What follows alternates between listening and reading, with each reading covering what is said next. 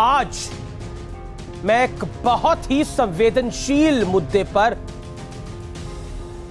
बहस करने जा रहा हूं, आपके बीच लेकर आया हूं। अब हम फेक न्यूज के नतीजों की बात करते हैं। आप सोच रहे होंगे कि आज मैं आपको ये क्यों बता रहा हूं, क्योंकि गाजियाबाद में भी जो हरकत हुई है वो कसाब वाली हुई है, लेकिन यहां पर भी कलावा वाला छलावा था। हिंदुओं को बदनाम और जय श्री राम की बदनामी वाली पूरी स्क्रिप्ट थी, टूल किट थी। क्या हिंदू मुसलमान पर अब आर पार की जंग छिड़ेगी? सांप्रदायिक दंगे कराने की साजिश किसने रची और क्यों? इस बुलेटिन के मुख्य समाचार। कोरोना के दौरान लॉकडाउन जैसे हालात खुलने के बाद हमारे समाज में महंगाई की मार अब धीरे धीरे सामने आ रही है। बीते 6 महीने में भारत में खुदरा महंगाई दर ऊंचाई तक पहुंच चुकी है। अप्रैल में करीब 2% से उछालकर खाद्य महंगाई दर महंगाई में करीब 5% तक पहुंच गई। इसका सीधा मतलब यह है कि ज़रूरी सामानों की कीमत कई गुना बढ़ गई है। सबसे ज़्यादा बढ़ोतरी खाद्य तेल में हुई है और ऐसे में मध्यम वर्ग और निम्न मध्यम वर्ग का काम कैसे चल रहा है कि लोगों के बीच नफरत पैदा करने की कोशिश करने वाले कौन लोग हैं और इन लोगों का एजेंडा आखिरकार क्या है।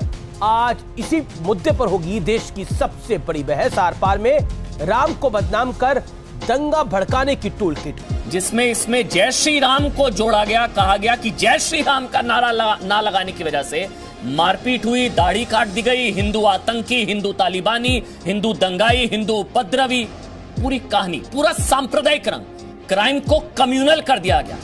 महंगाई की मार ऐसी कि देश में पेट्रोल के बाद डीजल ने भी अब शतक लगा लिया है।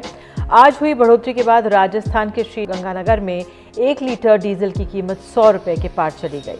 कोरोना के कम होते मामलों के बाद कई राज्यों में लॉकडाउन में ढील दी जा रही है, जिसके नतीजे में पेट्रोल डीजल की मांग एक बार फिर बढ़ गई। और इस बीच सरकारी तेल कंपनियों ने आज प्रति लीटर पेट्रोल के दाम में 25 पैसे जबकि डीजल के रेट में 13 पैसे की बढ़ोतरी कर दी। आपको बता दें कि 4 मई से अब तक 25 बार पेट्रोल के दाम बढ़ाए जा चुके हैं, जबकि पिछले 26 दिनों की बात करें तो पेट्रोल के दाम में प्रति लीटर 6 रुपये 34 पैसे की, जबकि डीजल के दाम में 6 रुपये 63 पैसे की बढ़ोतरी हुई है। मुस्लिम समुदाय के जिस बुजुर्ग व्यक्ति के साथ मारपीट के मामले को हमारे देश के कुछ सो कॉल्ड तथा कथित पत्रकारों और विपक्षी नेताओं ने जय श्री राम का मामला बना दिया था और फेक न्यूज फैलाने का काम किया था, उन पर 70 घंटे बीत जाने के बाद भी ट्विटर ने कोई एक्शन अभी तक नहीं लिया है। पूरा प्रयास किया कि किसी तरह से ना दंगा हो जाए, कि देखो दाढ़ी काट दी, मुसलमान की दाढ़ी काट दी, हिंदुओं ने काट दी, हिंदुवादी गुंडों ने काट दी, मुसलमानों को भड़काओ, दंगा फैलाओ। बहुत कोशिश हुई,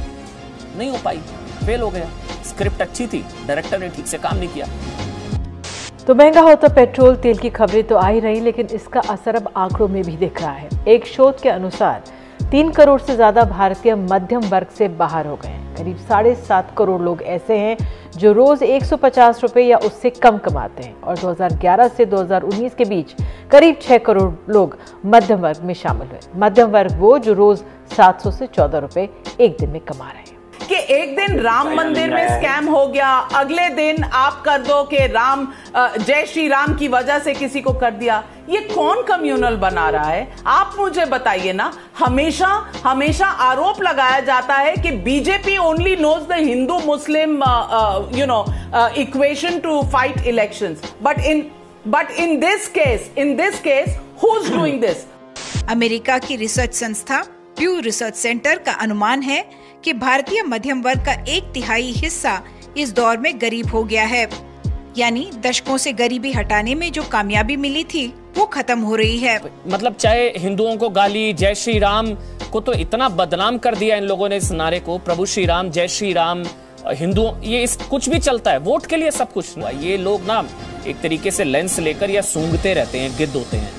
कहाँ कोई क्राइम हो जाएगा उसको कैसे कम्युनल रंग दे दिया जाए। ये इनका खाद्य पानी ऑक्सीजन है कि कैसे सांप्रदायिकता फैलेगी तो फिर इनकी दुकान चलती रहेगी। दुकान ऐसी कि मुसलमान डरा हुआ है, विक्टिम कार्ड जेब में हमेशा रहता है, तो ये लोग लेंस लेकर सूंघते रहते हैं। यही गिद्ध हैं। हर चीज में जय श्री राम डाल के क्या होगा, हर चीज में ये बोल के कि ये हिंदू मुसलमान है, क्या होगा? क्या होगा? सांप्रदायिक सौहार्द बिगड़ेगा। लोग आर्थिक तौर पर टूट चुके हैं, रोजगार नहीं है, कमाई नहीं है।